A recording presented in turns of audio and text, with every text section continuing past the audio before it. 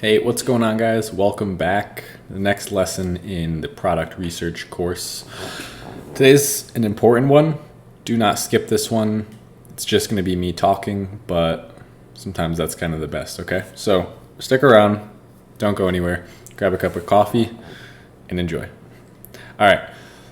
So what I want to talk about was the topic of innovation and going against the masses. So everyone knows the fundamentals of Amazon. If you don't, go take the other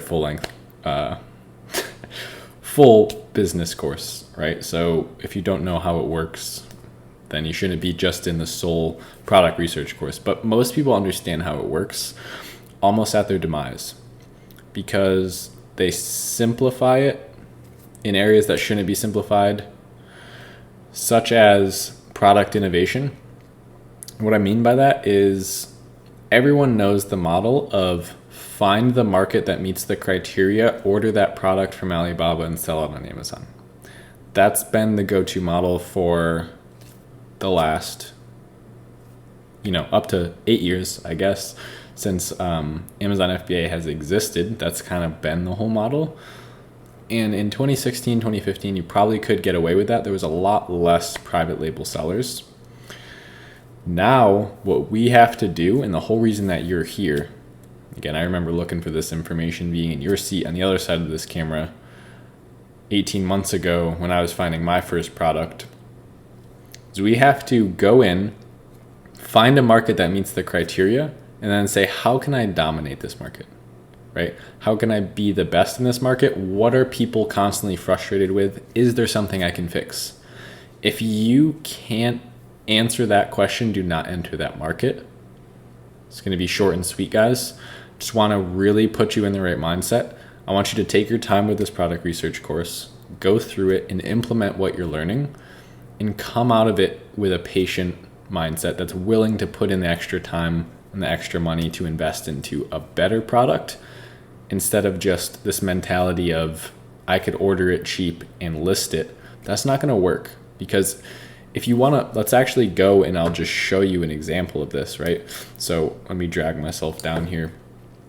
If we go ahead and we jump into Amazon, check this out. So let's just do something generic like barbecue gloves. I would have imagined that that would have shown up right there. Gloves, sorry. So these are super old. This is like the first product I remember seeing and hearing about when I was getting into Amazon FBA 2 years ago. So this is when I was still learning. I had not done anything yet. This was like this was like what the garlic press has become. People use this as an example. Now look at this product. So people are selling this product for $24 successfully on page 1.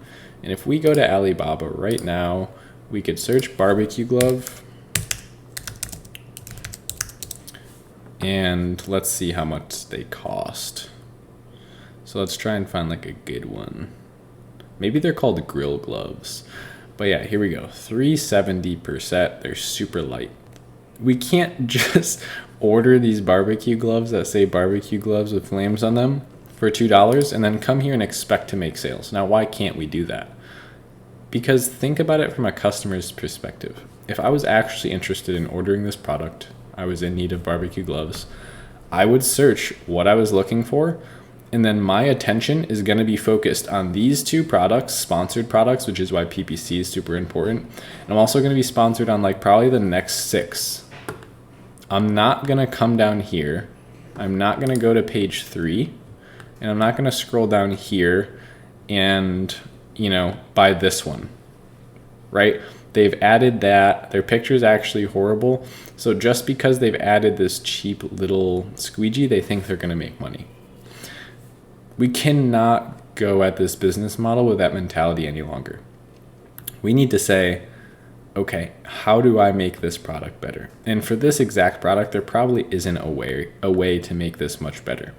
My point is, this product cannot be differentiated well enough to allow us to enter the market successfully.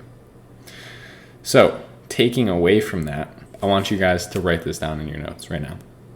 Don't be afraid to fight high reviews, so 400, 300. Historically throughout Amazon FBA, that's known as high. People like to see under 75, and when I say people, I mean sellers.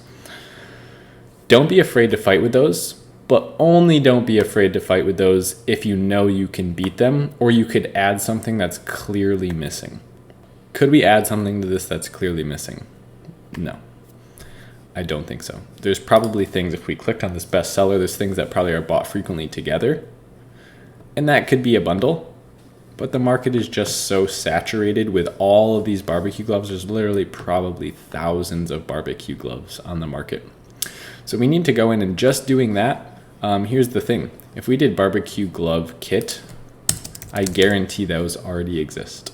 Yeah, so exactly. A lot of the times if you think you have a good differentiation, search what that differentiation would actually be. So if you're making a bundle, just search bundle or search kit. This is already created, and look at, why would I come down here and buy, this bundle when there's already this bundle and this bundle? So we have to get out of the mentality of just going to Alibaba, finding the product that is in the market of the category that meets, or not the market, that's in the market that meets the criteria, and selling the same thing. So what I want you guys to do is enter a market and say, wow, a lot of people are cutting their hands while they're using this. Maybe we could get maybe we can make a variation that's cut proof and heat proof, right? So that would be a good differentiation. Actually changing the design. Maybe people are frequently buying this together and no one's done it. So in our example, we said the grill tools with the gloves, that's already being done. So that doesn't count. We have to find things that are not being done at all. And this is really today's topic, guys. I just want you to get into the mindset of knowing that you shouldn't even attempt to sell a product unless you've improved the product. Innovate, go in, solve problems. Elon Musk says, you get paid in direct proportion to the size of the problem that you solve. All right, guys, I'll see you in the next lesson.